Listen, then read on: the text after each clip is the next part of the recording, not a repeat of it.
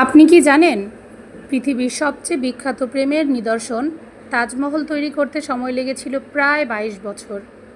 ১৬৩২ সালে মুঘল সম্রাট শাহজাহান তার প্রিয় স্ত্রী মমতাজ মহলের স্মৃতিতে এটি নির্মাণ শুরু করেন। মমতাজ মৃত্যুর পূর্বে তার স্বামীকে দিয়ে প্রতিশ্রুতি করান তার স্মৃতিতে এমন কিছু নির্মাণ করবেন যা পৃথিবী আগে কখনো দেখেনি। প্রায় ২০,০০০ শ্রমিক, ১,০০০ হাতি, এছাড়াও বিশ্বের সেরা সব স্থপতি কাজ করেছিলেন এই অসাধারণ সৌন্দর্য গড়তে। আর সবচেয়ে অবাক করা বিষয় হলো তাজমহলের রং দিনের বিভিন্ন সময়ে বদলে যায়। সকালে গোলাপি, দুপুরে সাদা, আর চাঁদের আলোয় সোনালি আভা দেখা যায়।